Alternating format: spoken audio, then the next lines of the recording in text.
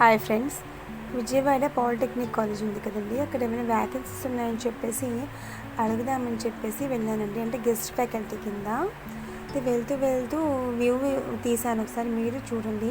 Vijayawada river ఒకటి, తర్వాత రివర్కి పక్కనే మన జగన్ మోహన్ రెడ్డి గారు ఉన్నప్పుడు ఒక వాల్ కన్స్ట్రక్ట్ చేశారనమాట. అంటే వాటర్ అనేది మనకి సిటీలోకి వచ్చేసి మొత్తం మెరిగిపోతుందని చెప్పేసి వాల్ కన్స్ట్రక్ట్ చేశారు. ఆ వాల్ ఒకసారి చూపిస్తాను, చూడండి ఎలా ఉందో. ఇప్పుడు సమ్మర్ కదండి, నదిలో వాటర్ అయితే ఏం లేదు. ఇదిగోండి ఇక్కడ కనిపిస్తుంది కదా, అదే అనమాట వాల్. ఆ వాల్ ఉండడం వల్ల మొన్న లాస్ట్ ఇయర్ మనకి వరదలు వచ్చాయని గుర్తుందో లేదో. సో ఆ వరదల్లో ఈ పక్కన ఉన్నటువంటి ఏరియా ఏదైతే ఉందో అది మునగకుండా చాలా సేఫ్ అయిందండి ఈ వాల్ ఉండడం వల్ల.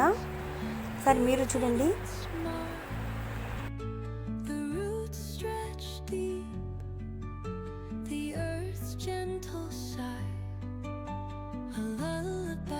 వాల్ కన్స్ట్రక్షన్ అనేది ఇంకా ఉందండి, కంప్లీట్ అయితే అవ్వలేదు.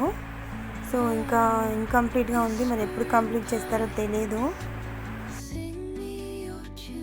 బీటెక్ చేసిన వాళ్ళు ఉంటారు కదండి, వాళ్ళు గవర్నమెంట్ పాలిటెక్నిక్ కాలేజ్లో లెక్చరర్గా వెళ్ళొచ్చు అనమాట. నా మెటలర్జికల్ అండ్ మెటీరియల్స్ డిపార్ట్మెంట్ వచ్చేసి విజయవాడ పాలిటెక్నిక్ కాలేజ్లో ఉందని చెప్పి తెలిసింది నాకు. నేను మెటలర్జికల్ డిపార్ట్మెంట్ వెళ్ళి, గుంటూరులో అయితే మెటలర్జీ లేదు. సో అందుకని చెప్పేసి నేను విజయవాడ పాలిటెక్నిక్ కాలేజ్కి వెళ్ళాను. అక్కడ నాకు తెలిసిన విషయం ఏంటంటే, గెస్ట్ లెక్చరర్ కంటండి హవర్లీ బేసిస్ అమౌంట్ అనేది పే చేస్తారంట.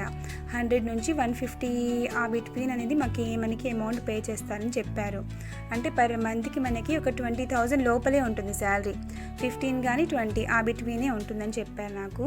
సో ఇక్కడ నుంచి అంత దూరం జర్నీ చేయడం అనేది అంత నాకు ఆ అమౌంట్లో కరెక్ట్ అనిపించలేదు.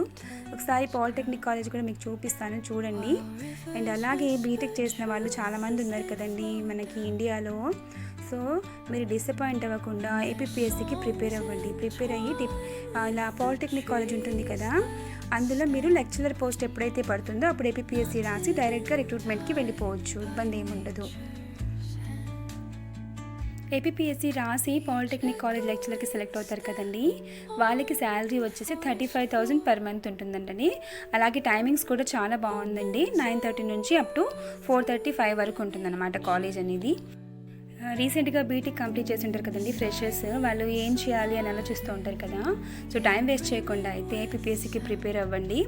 అండ్ బేసిక్ క్వశ్చన్సే అడుగుతారనమాట మీకైతే. సో మీకు త్వరగా క్వాలిఫై అవ్వడానికి బాగుంటుంది, అలాగే త్వరగా జాబ్ రావడానికి కూడా బాగుంటుంది అనమాట. హోప్ ఈ వీడియో మీకు ఇన్ఫర్మేటివ్గా అనిపిస్తే నా ఛానల్ని సబ్స్క్రైబ్ చేయండి, అలాగే లైక్ చేయండి. ఏమైనా డౌట్స్ ఉంటే కనుక కామెంట్ చేయండి friends. Thank you so much.